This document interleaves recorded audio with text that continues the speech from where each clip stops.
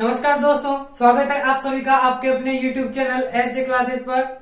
तो आज की इस लेक्चर में हम पढ़ने वाले हैं एक्सरसाइज 5.3, उसका बेसिक कंसेप्ट आज हम जानेंगे।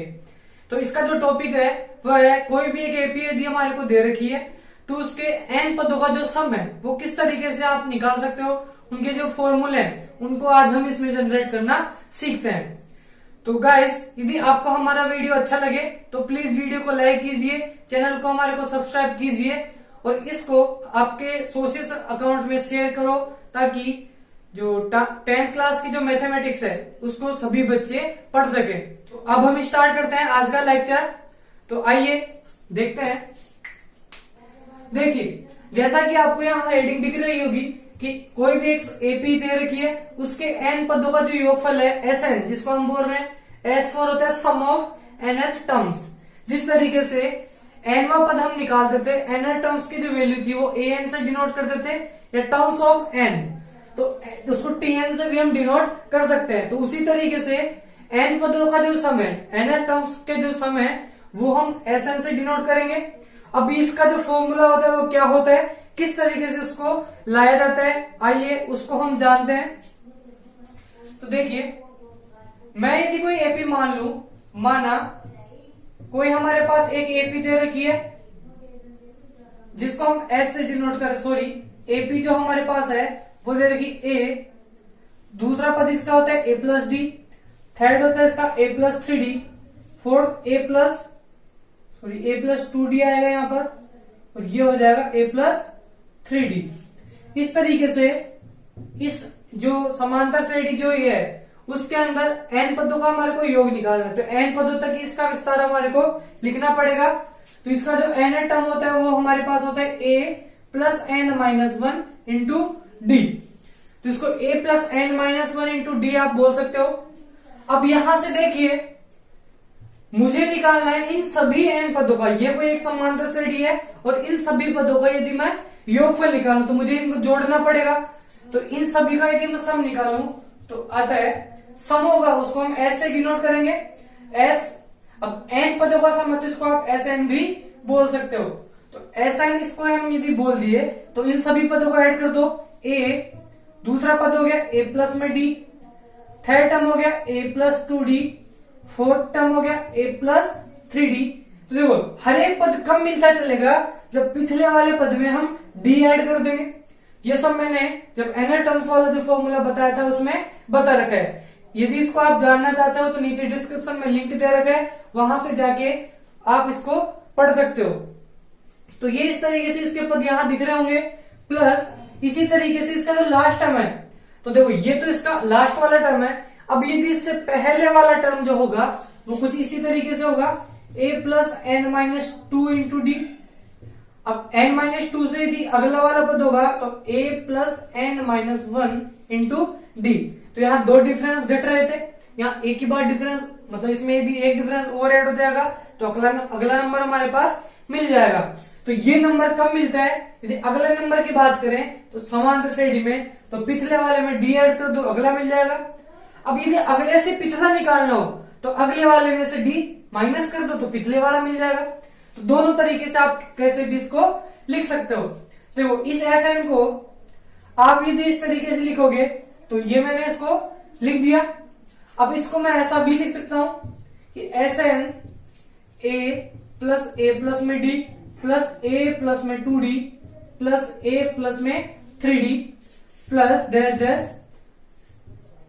अब देखो, मैं यदि इसकी बात करूं तो ये वाला पद इसमें डी ऐड करने पर ही आया होगा, या आप ऐसा बोल सकते हो कि इसमें से यदि मैं डी को सब्ट्रैक्ट कर दूंगा तो ये वाला मिल जाएगा, क्योंकि ऐसा ही होता है। यदि कोई समांतर श्रेणी a और a प्लस डी इस तरीके से उसके टर्म है तो इस वाले पद में जैसे ही हम डी ऐड करते हैं तो अगला वाला टर्म मिल जाता है। या आप इसको यदि प्राप्त करना चाहते हो तो इसमें से डी माइनस कर दो तो आपको वापस a मिल जाएगा। तो इस तरीके से किसी भी एपी में अगला पद निकालना हो तो पिछले वाले में डी ऐड कर दो और पिछला वाला निकालना हो तो अगले में से डी सब्ट्रैक्ट कर दो। तो अब देखो, ये जो हमारे पास होता था इसको हम nth टर्म बोलते थे, कोई भी एक एपी का nवा पद, या इसको a plus N minus 1 multiply d बोल सकते हो, या इसको लास्ट टर्म आप बोल सकते हो, या इसको nवां पद an से भी आप डिनोट कर सकते हो। तो इसके 3 संकेत, आप तीनों में से कोई भी यहां से संकेत काम में ले सकते हो। तो ये लास्ट टर्म यदि था तो मैं इसको l से डिनोट कर सकता हूं, आप चाहो तो l से कर दो, या an से भी इसको डिनोट कर सकते हो, क्योंकि an भी हमारे पास n टर्म ही होता था और l हमारे पास लास्ट टर्म होता था। तो इस सीरीज का लास्ट टर्म यही है, इसको l आप बोल सकते हो या an भी बोल सकते हो, tn भी इसको बोल सकते हो। अब ये वाला पद तो हमने निकाल दिया, अब इस वाले पद को मैं क्या लिखूं? तो देखो, इस पद में से यदि मैं d कम कर दूंगा तो मुझे पहले वाला पद मिल जाएगा। तो इसको आप कुछ इस तरीके से लिख सकते हो, l माइनस में d या an माइनस में d। ये हो गई हमारे पास इक्वेशन नंबर फर्स्ट। अब देखो, अब इसी जो समीकरण नंबर फर्स्ट है, इसी को आप अपोजिट ऑर्डर में एक बार लिखो तो देखो ये किस तरीके से दिखती है। तो Sn, यदि इस Sn को उल्टा करके लिखूं या इसका क्रम यदि उल्टा लिख दूं तो भी ये ऐसा नहीं रहेगा, क्योंकि पद तो वही है जो इसमें पहले थे। तो जो वो वाला पद है उसको मैंने सबसे पहले लिख दिया l प्लस l से पहले वाला पद हो गया l माइनस डी। इससे पहले वाला यदि पद आया होगा तो l माइनस 2d आया होगा, ये आया होगा l माइनस में 3d plus dash dash dash. अब ये जो पद थे इधर से ये उधर चले जाएंगे तो ये बन जाएगा a प्लस डी, और ये जो पद था वो हमारे पास आ रहा है a। इसको आप बोल दोगे इक्वेशन नंबर सेकंड। तो दोनों इक्वेशन हमारे को यहां से प्राप्त हो चुकी है, दोनों ही Sn की यहाँ इक्वेशन है। तो मुझे Sn का फॉर्मूला यदि निकालना है तो मैं इक्वेशन नंबर फर्स्ट और इक्वेशन नंबर सेकंड दोनों को ऐड कर देता हूं। तो इसमें LHS की तरफ Sn आ रहा है, सेकंड इक्वेशन में भी LHS की तरफ Sn ही आ रहा है। दोनों यदि ऐड होंगे तो ये बन जाएगा Sn प्लस Sn। अब देखो, राइट साइड की यदि बात करें तो इसका फर्स्ट टर्म ये मिल रहा है, दोनों में सेकंड टर्म जो है वो ये मिल रहा है, दोनों का थर्ड टर्म जो है वो ये मिल रहा है। इसी तरीके से n माइनस 1वां टर्म ये है और nवां जो टर्म है वो ये यहां से प्राप्त हो रहा है। तो यहां से एक चीज समझ में आ रही होगी कि यदि हम इन दोनों को ऐड करेंगे तो यहां से तो मिल रहा है फर्स्ट टर्म से a प्लस में l, सेकेंड टर्म्स में देखो यहाँ d प्लस का है, ये d माइनस का है, दोनों को ऐड करेंगे तो d से d तो कैंसिल हो जाएगा, केवल हमारे पास बच रहा है a प्लस में l। यहां पर भी 2d प्लस का है, 2d माइनस का है, दोनों को ऐड करेंगे तो यहां से भी हमारे पास रिमेनिंग जो पार्ट बच रहा है वो बच रहा है a प्लस में l। इस तरीके से आप जितने भी पद यहां पर निकालोगे सभी में हमारे पास a प्लस l रिमेनिंग रूप में बच रहा है। यहां पर भी देखिए, यहाँ d से d कैंसिल आउट हो जाएगा तो l प्लस a बच जाएगा, और l प्लस a को मैं a प्लस l भी लिख सकता हूं। इसी तरीके से ये l यहाँ पर आ रहा है, ये a आ रहा है, यहाँ पर कोई टर्म्स जो है कैंसिल नहीं हो रही, तो इसको आप डायरेक्ट लिख सकते हो a प्लस में l। तो देखो, जब इक्वेशन नंबर फर्स्ट और सेकंड को मैंने ऐड किया तो कुछ इस तरीके के पद यहां से निकल के आ रहे हैं। तो मैंने ये जो a plus n minus 1d था इसी को तो l माना था, तो इसको आप l बोल सकते हो। अब इन दोनों को यदि मैंने ऐड किया तो इस तरीके के हमारे पास पद बन रहे हैं। तो ये जो हमारे पास AP थी इसमें टोटल नंबर ऑफ टर्म्स जो थे वो n थे, जो टोटल पदों की संख्या थी इसमें वो n थी। तो ये जो इनका सम आया है इसमें भी पदों की संख्या n ही होगी, क्योंकि ये दोनों मर्ज होके एक एक पद यहां से बना रहे हैं। तो देखो, यहाँ जितने पद थे उतने ही पद सेकंड वाली इक्वेशन में थे, और हर एक पर्टिकुलर टर्म के साथ ऐड होके कुछ इस तरीके की फॉर्म हमारे को दे रहा है। तो Sn और Sn दोनों मिलके बन गए यहाँ से 2Sn। अब a प्लस l एक बार, a प्लस l दूसरी बार, 3 बार। तो इस तरीके से जैसे हम सॉल्व करते हैं 2 प्लस 2 प्लस 2 प्लस इस तरीके से, तो 2 को या तो 4 बार ऐड कर दो या 2 को आप 4 से मल्टीप्लाई कर दो, दोनों बार में आंसर एकदम सेम आता है। तो यहाँ भी कुछ इसी तरीके का फॉर्म यहाँ पर बन रहा है। तो ये जो AP हमारे पास दिख रही थी इसमें n टर्म्स थे, तो ये ऐड होके भी हमारे पास n ही टर्म्स मिलेंगे यहाँ पर। तो ये जो a प्लस l जो है वो यहाँ पर n बार आ रहा है, तो या तो उसको n बार ऐड कर दो या उसको n से डायरेक्ट मल्टीप्लाई कर दो, जैसा कि मैंने अभी बताया था। तो देखो, a plus 1 time, second time, third, fourth, और n माइनस 1 टाइम, और ये n टाइम। तो n bar a plus l आ रहा है, तो ये सम होके इनको आप इस तरीके से लिख सकते हो n bracket a plus l। n का मतलब n बार ये वाला पद यहाँ पर मिल रहा है। अब मुझे यहां से एस एन निकालना है, तो एस एन ये जो 2 है वो इसके डिवाइड में चला जाएगा और यहां बच रहा है ए प्लस में एल। तो ये हमारे पास एस एन का फॉर्मूला निकल के आ चुका है। एस एन इक्वल टू आ गया एन अपॉन 2 ए प्लस में एल। ए जो है वो किसी भी एपी का फर्स्ट टर्म है, ये सब मैंने बता चुका है। एस एन जो है वो एन टर्म्स का सम है। एल जो है कोई भी हमारे को यदि एपी दे रखी है उसका लास्ट टर्म या nth टर्म आप बोल सकते हो, तो इसको एल से भी डिनोट कर सकते हैं और ए एन से भी डिनोट कर सकते हैं। तो एस एन का जो फॉर्मूला यहां से निकल के आ रहा है वो आ रहा है एन अपॉन 2 ए प्लस में एल। अब इसके अलावा आप इसको कुछ इस तरीके से भी लिख सकते हो कि एस एन इक्वल टू आ गया एन अपॉन में 2 ए प्लस, अब जो एल था वो हमने इसको माना था A plus N minus 1 multiply by D. तो इस एल की जगह मैं A plus N minus 1 multiply by D वापस पुट कर सकता हूं। तो एस एन यहां से निकल के आ रहा है एन अपॉन में 2 ए और ए दोनों मिलके बन जाएगा 2a plus N minus 1 multiply by D. तो ये जो हमारे पास फॉर्मूला बन के आया है, ये फॉर्मूला हमारे पास निकल के आ गया एन पदों का योगफल, सम ऑफ एन टर्म्स। तो एस एन का फॉर्मूला निकल के आया n upon 2a plus N minus 1 multiply by d. एक तो ये वाला फॉर्मूला है और एक ये वाला फॉर्मूला है, दोनों में से कोई सा भी फॉर्मूला हम काम में ले सकते हैं और उन सभी एन पदों का योगफल वहां से प्राप्त कर सकते हैं। अब ये कई बार यदि हमारे को ए एन दे देता है क्वेश्चन में या एल लास्ट टर्म यदि बोल देगा तो हम ये वाला फॉर्मूला काम में लेंगे, और यदि ए एन और डी तीनों की वैल्यू पता हो तो एन पदों का जो सम है वो इस वाले फॉर्मूले से हम निकाल लेंगे। तो देखो एस एन के लिए भी हमारे को टोटल 4 चीजें चाहिए होती है, एक तो ये एस एन होता है, एक एन, एक ए और एक डी। तो इसमें भी 4 वेरिएबल यहां से हमारे को समझ में आ रहे हैं।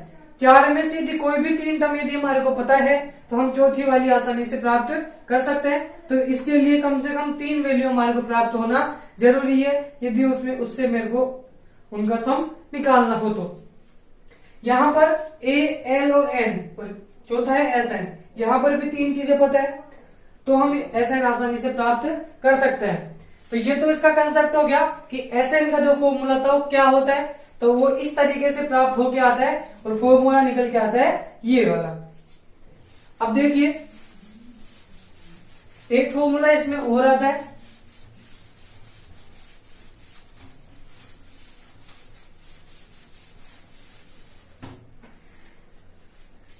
यदि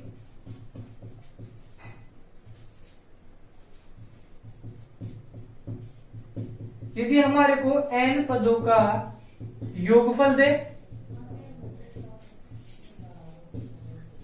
तो an का जो मान है वो किस तरीके से निकाला जाता है। तो देखो an यदि यहां से मैं ले लूं तो an का मान आएगा sn माइनस का 1। तो ये क्या चीज है इसको समझाता हूं। तो sn तो क्या है, n पदों का योगफल, मतलब जितने उस समांतर श्रेणी में पद है उन सभी का योगफल, और sn माइनस 1 क्या है, उस समांतर श्रेणी में जितने भी पद है उससे एक कम पदों का योगफल, मतलब लास्ट वाला जो पद है वो वहां से छूट गया तो उससे पहले वाले जितने भी पद थे उन सभी का योगफल ये रहा। और इसमें से यदि हम इसको सब्ट्रैक्ट कर देंगे तो वो जो nth नंबर पे टर्म आ रहा था उस पद की वैल्यू आप यहां से प्राप्त कर सकते हो। देखो दोनों में फर्क है, sn तो होता है सम और an होता है nवा पद या उस पद पे कौन आ रहा है, और sn होता है उन सभी पदों का योगफल। तो देखो ये कोई समांतर श्रेणी यदि हमारे पास मिल रही है, इसमें टोटल 10 तक के नंबर यहां से प्राप्त हो रहे हैं। तो 6 के बाद 7, 8, 9 और 10 ये सभी नंबर यहां से मान लो है, और ये एक समांतर श्रेणी है। तो इस में यदि nवा पद निकालूं तो nवा पद कौन सा होगा, देखो पहले ये पता करें कि समांतर श्रेणी में टोटल कितने पद है। तो 1 2 3 टोटल यहाँ पर 10 टर्म्स आ रहे हैं या 10 पद यहां से मिल रहे हैं। अब 10 पदों में से इन 10 का यदि मैं योगफल निकालूंगा तो उसको मैं बोलूंगा S10, मतलब पहले वाले पद से लेके 10 पदों तक का योगफल हमारे पास निकल के आ गया S10। अब दूसरा यदि मुझे nवा पद निकालना है तो nवा पद लास्ट टर्म होता है जो कि 10 आ रहा है। तो ये कैसे मिले, तो पहले से लेके 10 पदों तक का जो योगफल था वो तो S10 था, और पहले से लेके 9 पदों तक का जो योगफल है वो हमारे पास आ रहा है S9। अब 9 कैसे आया होगा, तो 10 माइनस 1 आप इसको इस तरीके से लिख सकते हो। इसको या तो 10 माइनस 1 बोल लो या इसको 9 बोल लो, एक ही बात है।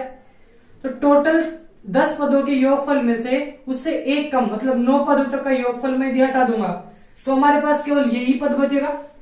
जैसे मान लो 10 पदों का जो योगफल था वो हमारे पास निकल के आ रहा था 120, उसमें से मैंने 9 पदों तक का योगफल हटा दिया, वो हमारे पास निकल रहा है 110। तो 10 पदों के योगफल में से 9 पदों का योगफल यदि घटाएंगे तो हमारे पास लास्ट टर्म मिल जाएगा। तो 120 माइनस 110 यहां से मिल रहा है 10, जो कि हमारे एनवा पद मिल रहा है। तो इसका फॉर्मूला आप यहां से अप्लाई करोगे तो S10 माइनस 1 यदि आप करते हो तो यहां से जो पद निकल के आता है वो वाला पद आता है जिसको आप छोड़ दियो। तो इतने योगफल में से इतने तक का यदि हटा दूंगा तो केवल यही पद हमारे पास बचेगा और वही हम इस फॉर्मूले से निकाल सकते हैं। और वो जो पद होता है उसको हम an बोलते हैं। तो n पदों के योगफल में से उससे एक कम पदों तक का योगफल यदि घट जाएगा तो हमारे पास n पद निकल के आ जाता है। तो इसी तरीके से आपको यहाँ पर दो फॉर्मूले बना दिए मैंने, एक तो Sn वाला और एक ये An वाला। जब Sn दे रखा हो तो An किस तरीके से ज्ञात करते हैं, उसके लिए ये वाला फॉर्मूला है। जब An और D पता है तो Sn कैसे निकालते हैं, वो मैंने अभी जो बताया था फॉर्मूला, उस तरीके से उसको प्राप्त करते हैं। तो इसका जो बेसिक कंसेप्ट था उसमें यही केवल था। अब इसके हम सोल्व करते हैं क्वेश्चंस। देखिए अब हम स्टार्ट कर रहे हैं एक्सरसाइज 5.3। उसका जो फर्स्ट क्वेश्चन है उसमें हमारे को एक एपी दे रखी है। उस एपी में इसके जितने पदों तक का योगफल पूछ रहा है वो हमारे को ज्ञात करना है। देखो ये जो फर्स्ट पार्ट है इसमें यह एक समांतर श्रेणी है और इसमें 12 पदों तक इसका योगफल निकालना है। अब यहाँ कोई 12 पद नहीं निकालना, कितने पद इस समांतर श्रेणी में, ऐसा कुछ भी नहीं निकालना। इसमें 12 पदों तक का योग निकालना है कि 12 पद कितने होंगे और उन 12 पदों को यदि मैं जोड़ूं तो उसकी वैल्यू कितनी आएगी। तो ये टॉपिक भी हमारे लिए बहुत ज्यादा इंपॉर्टेंट है।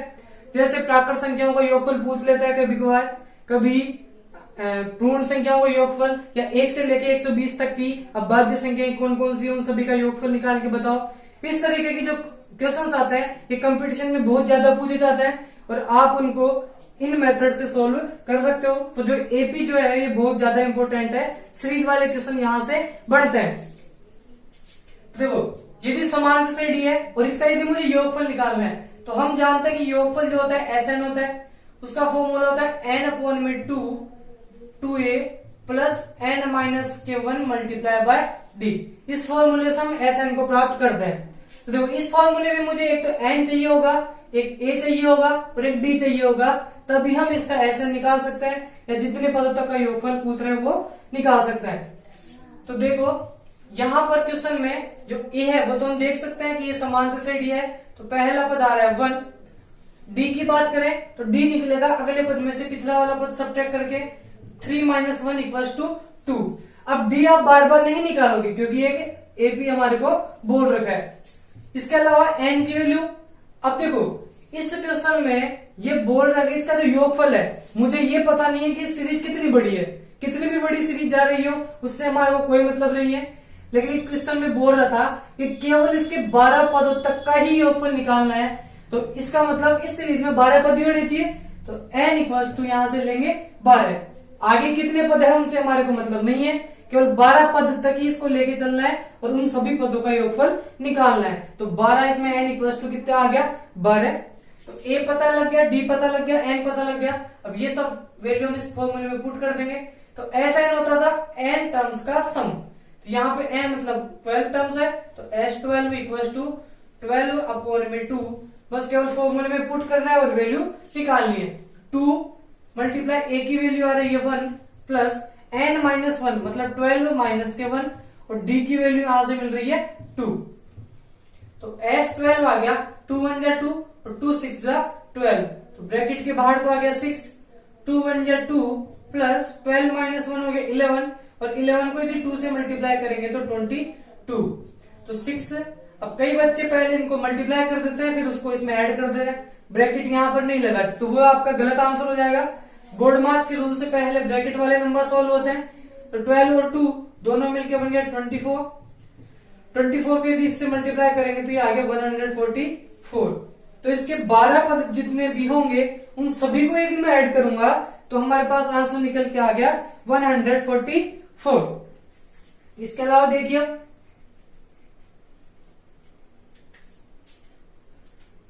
यहां पर भी यदि मैं ए की बात करूं तो ए हमारे पास आ रहा है 1/15। बी यदि यहां से निकाले तो 1/12 माइनस के 1/15। इसमें से इसको सब्ट्रैक्ट करके ही हम यहां से डी प्राप्त करेंगे। देखो इसको कैसे सॉल्व करेंगे। पहले इन दोनों का लेसन लेना होगा, तो दोनों का एलसीएम यहां से निकल के आ रहा है 60। 15 की टेबल 4 बार बोलेंगे तो 60 आएगा। 60 में 12 से डिवाइड होता है और 15 से भी होता है। 12 से इसमें डिवाइड होता है 5 टाइम तो 5। 15 का इसमें डिवाइड होता है 4 टाइम। 4 को उनसे मल्टीप्लाई करेंगे तो 4। तो इन दोनों का एलसीएम जो निकल के आ गया वो आ गया 1/60। ए पता लग गया, डी पता लग गया। अब इस क्वेश्चन में केवल इसके 11 पद ही निकालने हैं और 11 पदों का योग निकालना है। तो 11 पद n इक्वल टू यहां से मिल रहा है 11। तो हम जानते हैं कि S11 या SN आप बोल सकते हो। SN वाला जो फॉर्मूला वो यही लगेगा। तो मैं यहां से इसके वैल्यू पुट कर देता हूं। तो 11 पदों का योग यदि हम निकालें, इसका सेकंड वाला जो क्वेश्चन था वो आप लोग सोल्व कर लेना, मैं थर्ड वाला सोल्व करवा रहा हूं। फर्स्ट का सेकंड पार्ट इसी की जैसे यहाँ क्या था, जो नंबर थे वो फ्रैक्शंस के फॉर्म में थे, इसलिए मैंने इसको सोल्व करवा दिया। सेकंड वाला तो बड़ा आसान सा क्वेश्चन है, उसको आप लोग सोल्व कर लेना। तो 11 पदों तक का इसका योगफल यदि निकाले तो वो होगा S11। तो 11/2 ब्रैकेट 2 मल्टीप्लाई बाई ए की वैल्यू आ रही है 1/15 प्लस n-1। n आ रहा है 11 माइनस के 1 और d आ रहा है 1/60। तो देखो इसको यदि सोल्व करें तो S11 11/2, इसको आप इसमें डिवाइड करके भी इसको लिख सकते हो 5.5। तो पॉइंट में इसको मत भेजो, पहले अंदर वाले को सोल्व कर लो, देखते हैं कि क्या वैल्यू निकल के आ रही है। तो 2 से 15 भी कैंसिल आउट नहीं हो रहा, तो 2 वन जब ऊपर ले लेते हैं 2, नीचे आ गया 15 प्लस 11 माइनस 1 ये बन जाता है 10 और इधर चल रहा है 1/60। तो ये आ गया 11/2 ब्रैकेट 2/15 प्लस यहां से इसको कैंसिल कर सकते हैं, तो इस 0 से ये वाला 0 कैंसिल, या 10 1 जा 10 और 10 6 जा 60। तो यहां से बच रहा है 1/6। अब ये दोनों अंदर भिन्नों के रूप की संख्या है, तो इनको आप एलसीएम लेके ही ऐड कर सकते हो। तो अंदर एलसीएम यदि मैं कर ले तो दोनों का एलसीएम निकल के आ रहा है 30। 15 को 2 से 15 का डिवाइड 30 में किया था 2 टाइम्स, 2 को 2 से मल्टीप्लाई किया तो 4 प्लस 6 5 जा 30 और 5 को 1 से मल्टीप्लाई किया तो 5। तो यहां से नंबर आ रहा है S11, ये बन रहा है 11/2।